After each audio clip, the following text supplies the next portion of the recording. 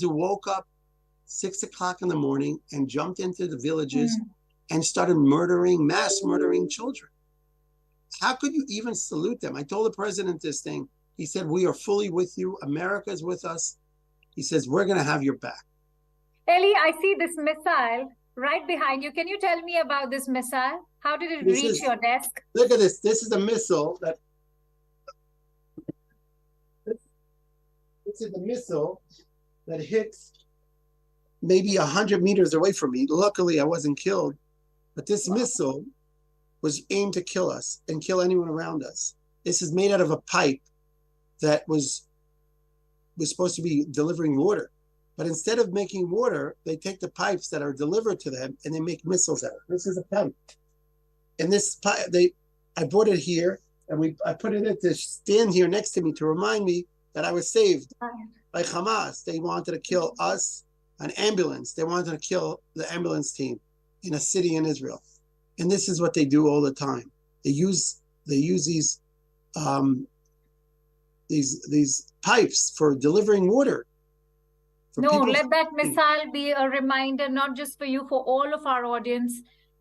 This is what the horrors of Hamas have been like. This is what terrorism can do to people. I'm glad that you and many of your team members made it. May those who did not rest in peace. And I do sincerely hope that there's an end to this war and that Hamas is defeated. Thank you very much, and be well. Thank you. Thank you. Thank you, Eli. Please do share footage. I will send me also the link when it goes up. I don't know when we'll tag you on Twitter. Okay, thank you. Thank you. Bye-bye. Have a good day. Bye.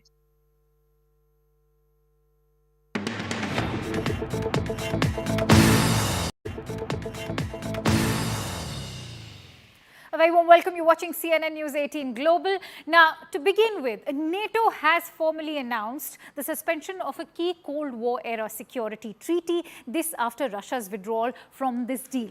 NATO suspended this treaty because Russia did not abide by the rules of this deal. The NATO member countries who signed the treaty froze their participation in the pact after the suspension of this deal. The Russian Foreign Ministry has pulled out from the treaty on November 7th and blamed the United States and its Western allies for its exit. And Moscow has stated that the NATO members have demonstrated, quote-unquote, an inability to negotiate, making any agreement with them impossible. Now, it's important to note that this treaty is one of the several major arms control treaties involving Russia and the United States that has now been crippled in recent years. Russia suspended its participation in the treaty in 2007 and stopped actively sharing data about the troop movements with NATO. Now, remember, all of this is happening when Russia is already fighting its war in Ukraine. The Treaty of Conventional Armed Forces in Europe prevents Cold War rivals from amassing forces at or near their mutual borders.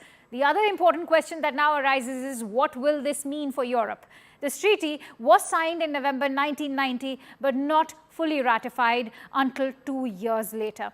Let's try and get in a sense of perspective, and for that, let me also introduce my guest today. I'm joined in by George Beebe, who's the Director of Grand Strategy at the Quincy Institute, also the former CIA Russia Analysis Chief. Many thanks to you, George, for joining in here on CNN News 18. Now, Russia has suspended its participation in this treaty in 2007 as well, and in 2023, it in fact exited the deal. What is the sudden urge for Russia's exit? Is Russia planning a bigger offensive?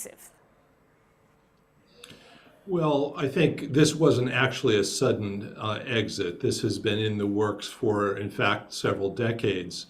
When the original CFE treaty was signed in 1990, it provided for balanced limits on the forces that NATO and the Warsaw Pact could each hold. These were group limits for each of those alliances. Not very long after that treaty came into force, the Warsaw Pact broke up. And so the basis for having a balance between NATO and Russia's military alliance disappeared. So what had to happen at that point was they had to negotiate a new basis for conventional arms control in Europe. They adapted that CFE treaty to provide for national limits rather than group limits. That negotiation was successful, but that new adaptation of the CFE treaty was never ratified. The Russians ratified it. The United States did not. And as a result, we've been in a situation for many years where the Russians have been arguing for the West to take steps to make those national limits viable, and that has never happened. And now I think both sides are acknowledging that reality. We are essentially in a state of war, a proxy war from America's perspective over Ukraine, and arms control under those circumstances, conventional arms control is pretty much impossible. So we're in a situation right now where yet another fundamental arms control treaty that helps keep the Cold War cold has now disappeared, and the prospects for its replacement are quite dim in the near term. I think you very well explained the timing and its impact. Now, this treaty, since we all know, prevents Cold War rivals from amassing forces at or near their mutual borders. But now that the treaty has been suspended, can quick offenses be launched in Europe like it was the case during the Cold War? Well, I think when it comes to Russia's capability to mass forces and mount some sort of large surprise attack, the answer is really no. America's intelligence collection capabilities are quite formidable. It'd be very difficult for the Russians to mass a large invading force without American and Western intelligence agencies picking up on those changes. So in practical terms, this doesn't change that picture. What it does do is contribute to the loss of trust between Russia and the West more broadly. And that the habits of communication, data exchange, openness, transparency about military movements have been lost. So this means that it's going to be harder for us to find a new basis for peaceful coexistence, for managing our security competition in Europe, unless we find a way to negotiate some new understandings. Then what explains Russia's exit, George? Because that's the other question that comes to mind, considering the treaty was one of a number of major arms control treaties involving Russia and the United States together. And that now has been crippled. And of course, since you rightly mentioned, it has been happening for over some years now. Do you think this is Russia's way of taking down the United States yet again? Well, I think to some degree it is, yes. The Russians believe that they are in essentially a civilizational struggle with the West. They're attempting to revise the post-Cold War international order, which was American-dominated and NATO-centric when it came to Europe. The Russians never liked that arrangement. They wanted to be treated as a great power, a participant in European security, rather than the object of Europe's security preparations. And they wanted what they regarded as a much fairer set of rules and more equally applied set of rules for international relations. And they believed that the United States essentially not only made the rules, but decided how to enforce them and when to enforce them and when to exempt itself from those rules. So the Russians are really pushing back against that. The war in Ukraine and the suspension of these arms control treaties is a part of that. Ultimately, though, I think the Russians don't want simply to create chaos in the world. I don't think they simply want to tear down the post-Cold War international order. They want some new set of rules that they regard as more equitable. And I think that's an issue that the United States is going to have to address. George, how do you see the ramifications of this playing out, especially on the borders of the NATO countries, considering there will be no stopping of amassing of these forces on their borders? What do you expect next? Well, I think it's a very volatile situation. The loss of trust and communications between the Russians and their Western counterparts are at rock bottom levels.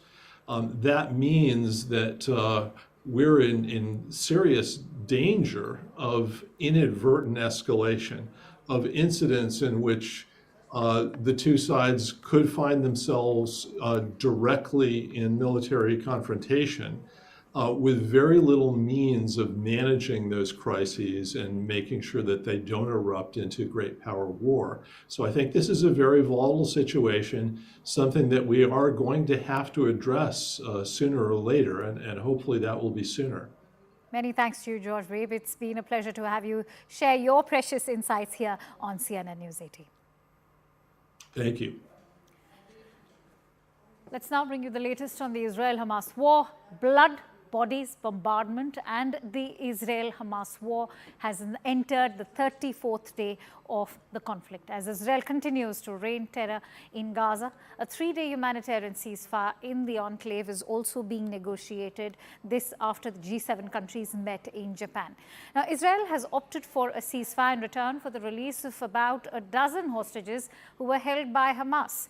This deal would enable more aid, including limited amounts of fuel, to enter the besieged territory of Gaza. Israel has set an aim of destroying Hamas, with its soldiers targeting their deep network of tunnels and underground bases in Gaza. On the other hand, the G7 nations have also called for a humanitarian pause in Gaza. The G7 foreign ministers balanced the criticism of Hamas and support for Israel and pushed the urgent action to help Gaza's civilians.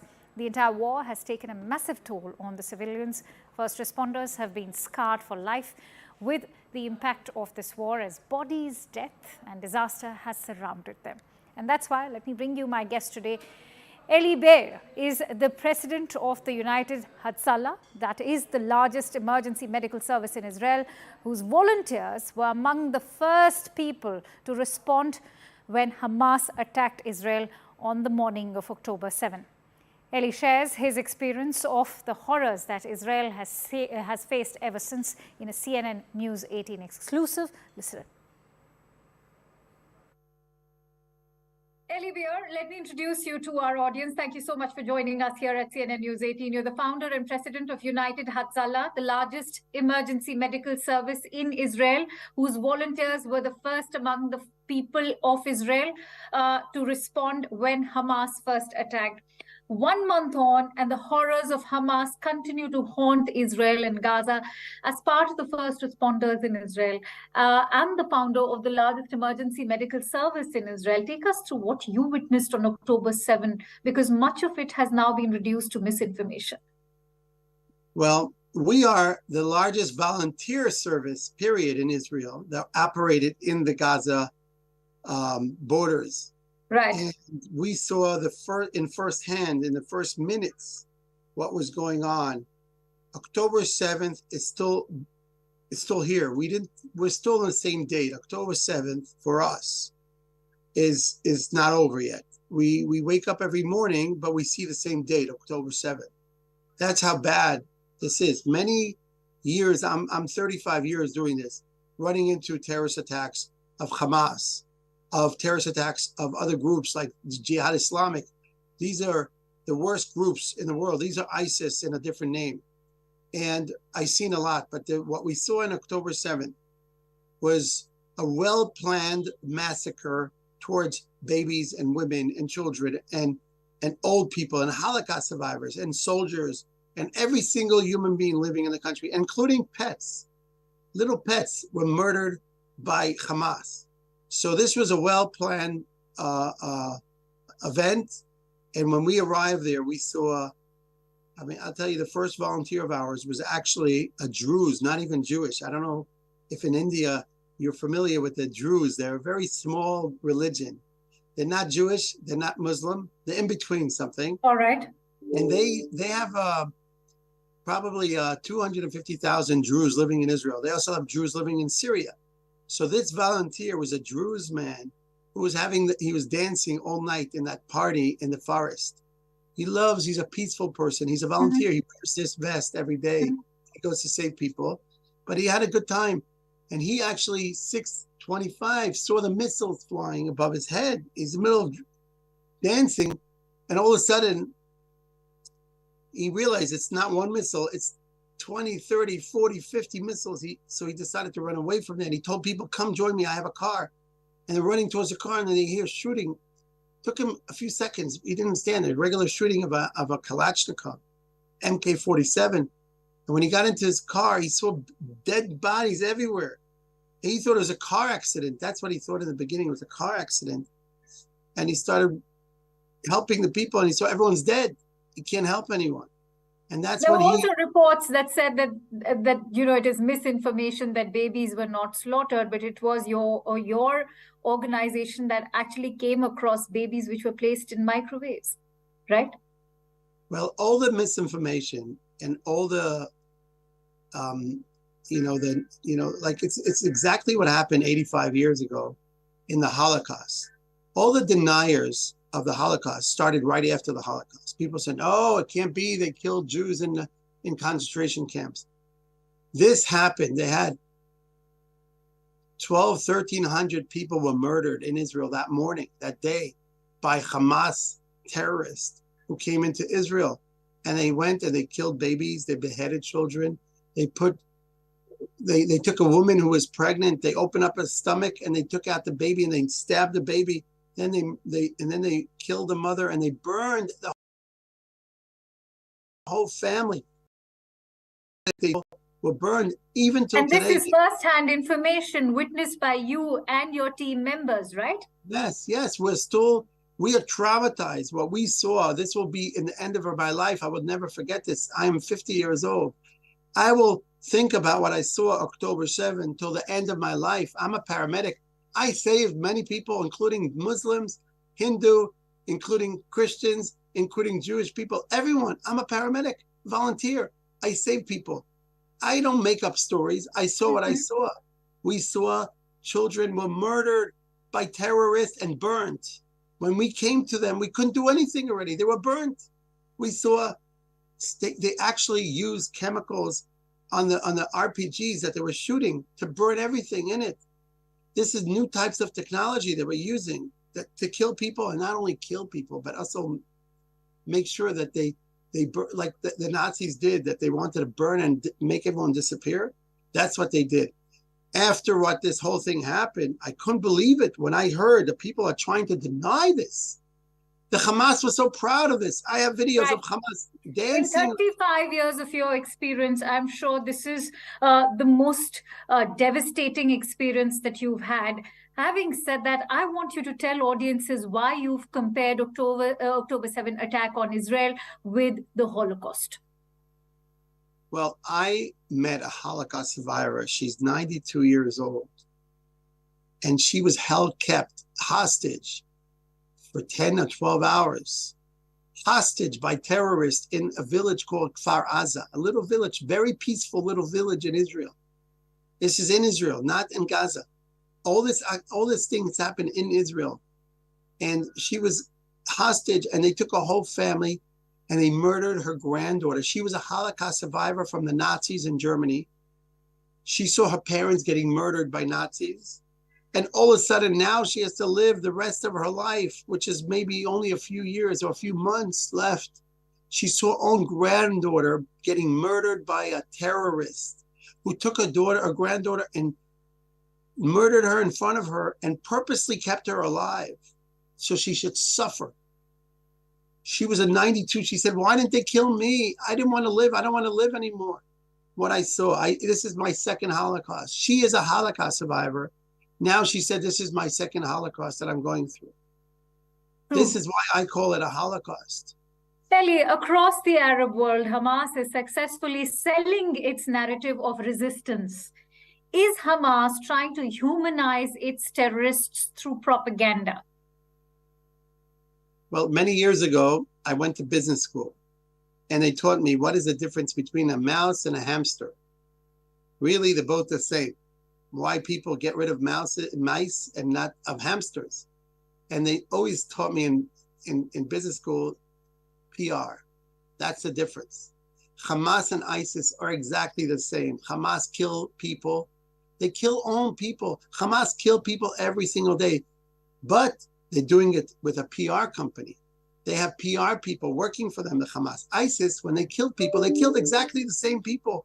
Like women who are not faithful. They kill them and they behead their heads. ISIS was doing it in front of the cameras.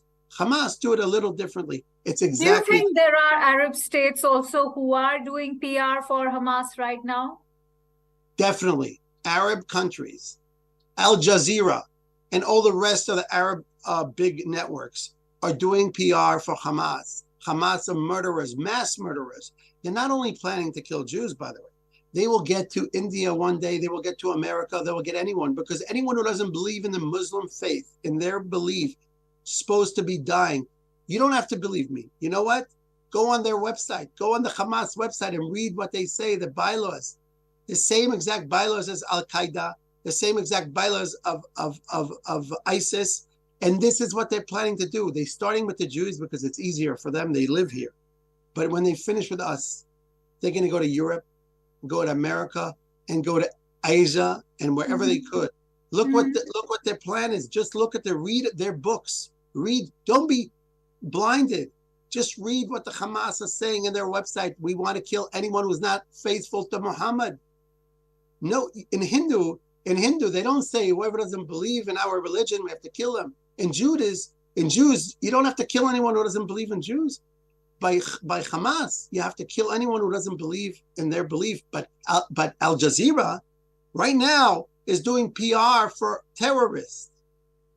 Let's take a moment to deep dive into the need for tactical pauses, as has been agreed by Israel, versus the need for ceasefire. Israel believes it cannot afford a ceasefire since that will help Hamas to regroup and re-strategize. But amid this military strategy, let's also keep the humanitarian cost of Gaza in mind. Is a ceasefire imperative for Gaza in your views?